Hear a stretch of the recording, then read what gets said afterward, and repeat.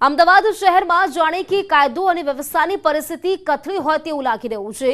લૂંટ ચોરી બાદ હત્યાના એક પછી એક બનાવો સામે આવી રહ્યા છે। કાલુપુર બાદ વસ્ત્રાપુરમાં હત્યાનો બનાવ સામે આવ્યો અને પોલીસની કામગીરી પર સવાલો ઉઠી રહ્યા છે।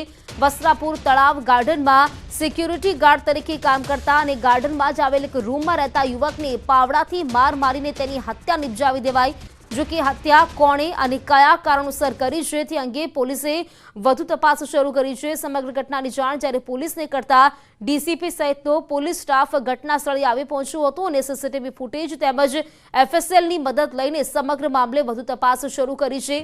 અંદાજે 10 જેટલા ઘા મારવામાં આવ્યા છે। આસપાસમાં કેટલાક લોકો પણ આ વિડીયોમાં જોવા મળી રહ્યા છે પરંતુ કોઈ મદદે નથી આવતા।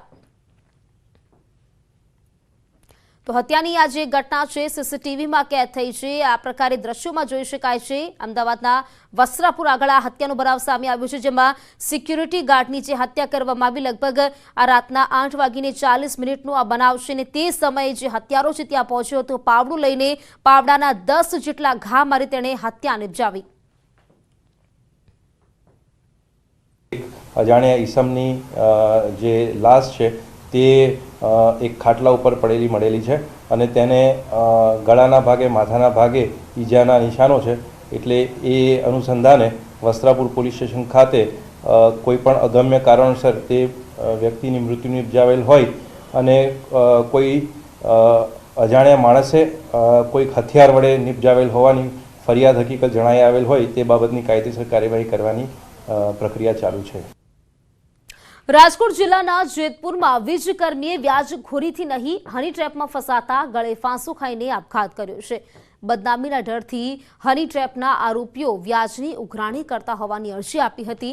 जेतपुरमां जीईबीना वीजकर्मीए गळे फांसो खाईने अपघात कर्यो हतो परंतु बादमां युवानना मोटा भाईए फरियाद नोंधावता मामलो हनी ट्रेपनो होવાનું સામે આવ્યું છે।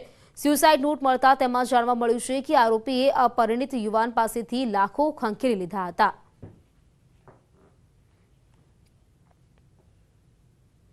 જેતપુર ખાતેનો છે તે પોતે નુવાણા સમાજનો છે અને તેમણે એના પોતાના ઘરે ગળાફાંસો કરીને આપઘાત કરેલ છે।